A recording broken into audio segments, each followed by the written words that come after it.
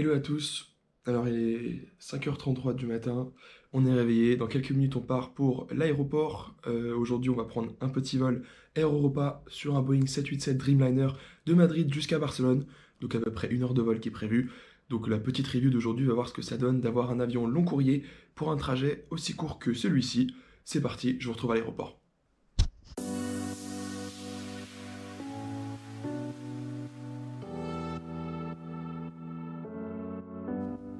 Pour mon vol d'aujourd'hui, je me dirige en taxi vers le terminal 2 de l'aéroport Madrid-Barajas, terminal depuis lequel Air Europa opère ses vols vers l'Espagne et l'Europe en général. Pour le vol d'aujourd'hui vers Barcelone, Air Europa opère un Boeing 787-8 pour ce court vol d'1 heure. Après avoir discuté avec le pilote à l'arrivée, il m'a dit que les raisons de cet affrètement d'un avion long courrier est due à la forte demande de connexion entre les deux plus grosses villes espagnoles, mais surtout pour faire face aux nombreuses demandes de transit entre les deux aéroports qui ensuite connectent le monde.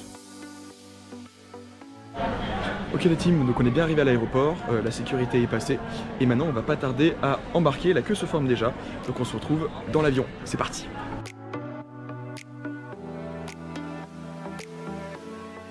Il est 6h40, il est maintenant temps d'embarquer à bord de ce Boeing 787 Dreamliner à destination de la Catalogne.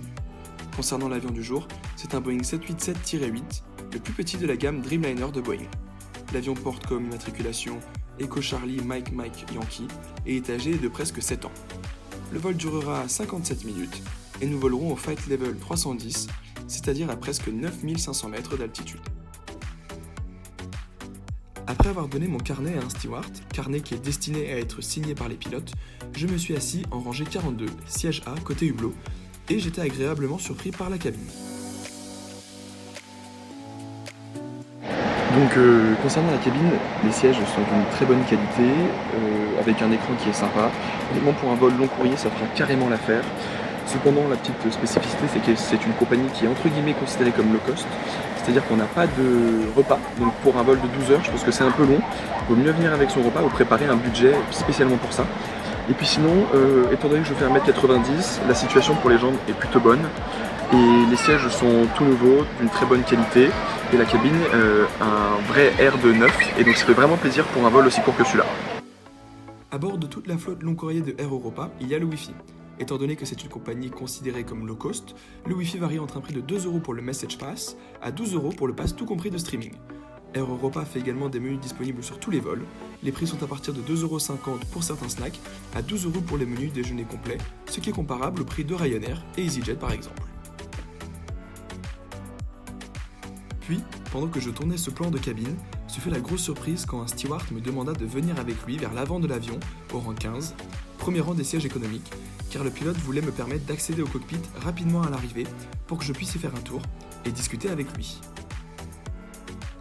L'équipage m'a également donné une bouteille d'eau de la business ainsi que le code Wi-Fi de la classe affaires afin de me permettre une connexion pendant le vol, ce qui fut une touche vraiment adorable de leur part.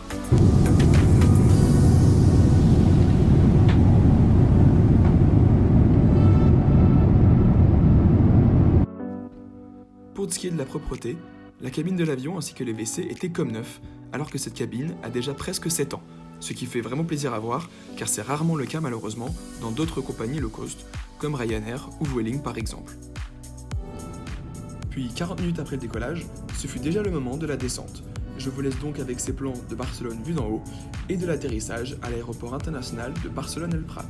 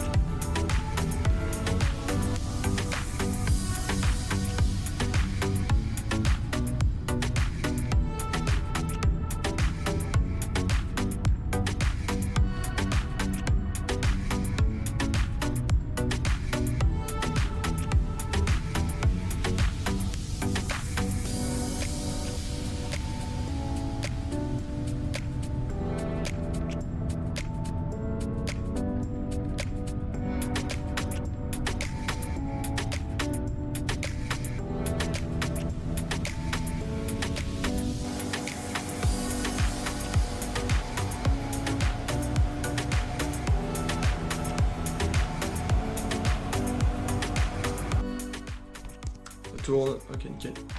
Coucou la team, donc du coup on se retrouve quelques jours après le vol pour Barcelone, donc pour faire voilà, un petit débrief de Air Europa globalement. Donc ce que j'ai pensé c'est que c'était 2 vols qui étaient très intéressants, donc de par le fait que ce soit une très belle cabine avec des écrans, un 787, et j'étais assez surpris de voir à quel point la cabine est assez géniale, sachant qu'elle avait déjà 7 ans, et le vol retour a été fait sur un 787 avec une nouvelle cabine, et donc on pouvait voir avec une nouvelle business, des nouveaux sièges économiques, et donc vraiment une cabine digne des plus grandes compagnies aériennes européennes, voire du monde, alors que c'est considéré comme une compagnie low cost. En plus de ça, l'équipage a été tout bonnement exceptionnel à l'aller. Tous les stewards et hôtesses m'ont parlé pour voilà, échanger sur la passion que j'ai et donc et ont tout fait pour que mon vol se fasse à merveille, tout simplement. Et ils m'ont même, voilà, comme je vous ai dit, déplacé. J'ai eu la chance de pouvoir parler avec le pilote une dizaine de minutes tout en visitant le cockpit. Et pour moi, avoir un équipage qui fait attention à la sécurité et qui en plus est adorable avec les passagers, quelque chose de très important. Et j'étais agréablement surpris qu'une compagnie low cost ait un équipage aussi investi et aussi gentil. En plus de ça, les prix étaient abordables. Sur les vols ici, entre Madrid et Barcelone, les vols dans les compagnies comme EasyJet, Ryanair ou Vueling étaient en moyenne 20 à 30 € plus chers, alors que Air Europa offre beaucoup plus de services et de confort que ces compagnies-là, et je trouve que c'est une compagnie low cost dont on ne parle pas assez. Donc voilà pourquoi je pense que Air Europa mérite d'être considérée comme une des meilleures compagnies low cost d'Europe et n'a rien à envier aux grandes compagnies européennes qui eux ont presque les mêmes services à part le fait que Air Europa est un repas payant. Mais qui ont un équipage qui est moins bien ou des cabines qui sont bien moins entretenues et bien moins confortables. Donc je vous retrouve prochainement pour un nouveau vlog, j'espère que ça vous aura plu. Dites-moi dans les commentaires ce que vous en avez pensé, n'hésitez pas à la liker et la partager. Et puis vous pouvez voir une des autres vidéos que je vais mettre juste ici de ma chaîne YouTube. En tout cas on se dit à bientôt et j'espère que ça vous aura plu.